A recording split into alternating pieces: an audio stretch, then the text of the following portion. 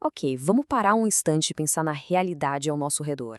O que a gente vê, ouve, sente, parece que é tudo, né? Que a imagem está completa. Mas e se a maior parte do mundo real estivesse sendo, assim, completamente ignorada pelo nosso cérebro? É isso, a gente vai explorar agora a incrível ilusão em que todos nós vivemos.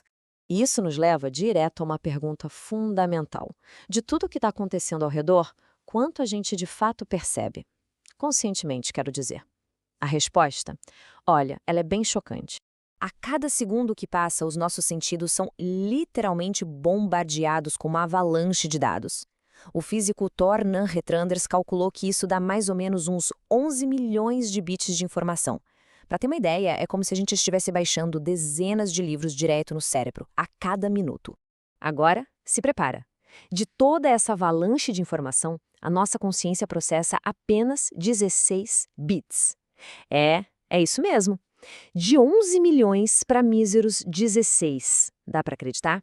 O filtro é tão, mas tão radical que quase tudo é descartado antes que a gente sequer tenha a chance de saber que aquilo existiu. E essa ideia vira de cabeça para baixo o que a gente pensa sobre a consciência. Ela não serve para absorver o mundo, mas sim para criar uma versão super, super simplificada dele. A nossa mente não é uma janela aberta. Tá mais para um editor de vídeo com o dedo bem pesado no botão de deletar.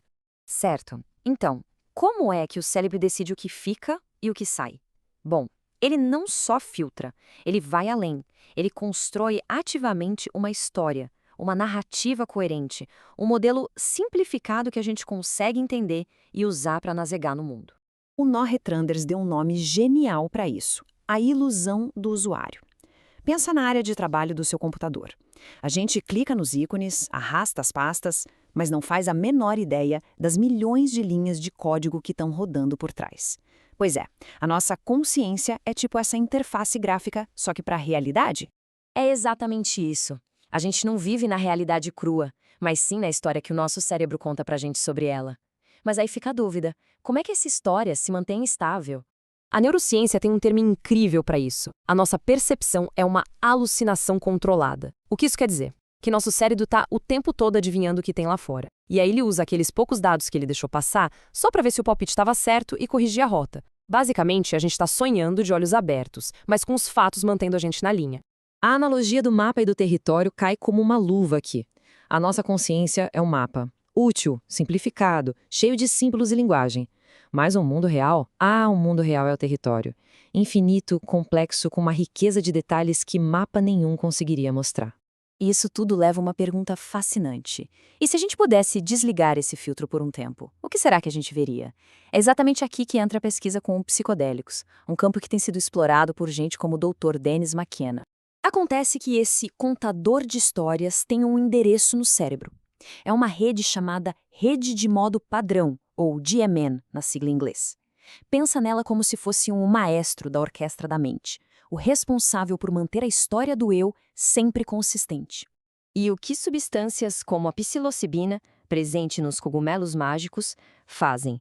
Elas diminuem a atividade dessa rede. Na prática, é como se elas fechassem a válvula redutora, abrindo totalmente as comportas da percepção. O resultado disso pode ser uma espécie de reinicialização terapêutica.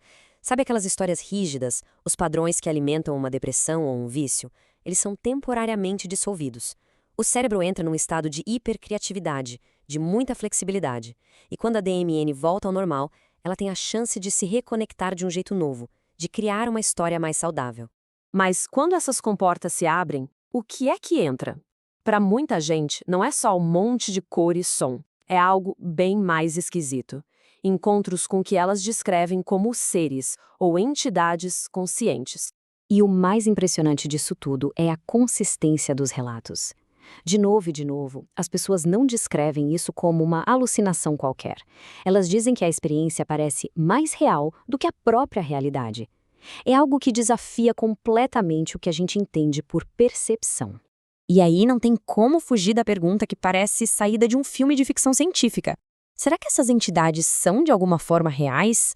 O Dr. McKenna propõe uma abordagem diferente. Em vez da gente se perder nessa discussão sobre o que é real ou não, talvez a pergunta mais produtiva seja outra. A informação que vem desses encontros, ela é útil? Ela pode ensinar algo de valor? Uma possível explicação para isso vem da psicologia, de Carl Jung. Ele falava do inconsciente coletivo. A ideia de que por baixo da nossa consciência individual existe uma camada profunda compartilhada por toda a humanidade, cheia de memórias e símbolos universais. Talvez quando o eu se cala, o que emerge são personificações desses arquétipos. No fim das contas, o ponto-chave aqui é o potencial de transformação que essa reinicialização da mente pode trazer. Porque, independente da origem desses fenômenos, o poder terapêutico desse processo é inegável. Pesquisas de ponta já estão mostrando um potencial enorme para ajudar as pessoas a reescreverem as narrativas que as deixam presas no vício, no trauma, na depressão e até mesmo no medo da morte. Essa citação do Dr. McKenna é de uma profundidade enorme. Ao permitir que a gente saia da nossa própria história, da nossa pequena narrativa pessoal, essas experiências podem mudar a nossa relação com a própria morte, transformando o medo em aceitação. Ou, como ele diz, em beleza. E no final, talvez a grande lição seja essa. Se a realidade que a gente vive é uma história que o cérebro conta, então o perceber isso nos dá um poder incrível, o poder de sermos autores. E isso nos deixa com uma última pergunta. Sabendo disso, quem é que vai escrever o próximo capítulo dessa história?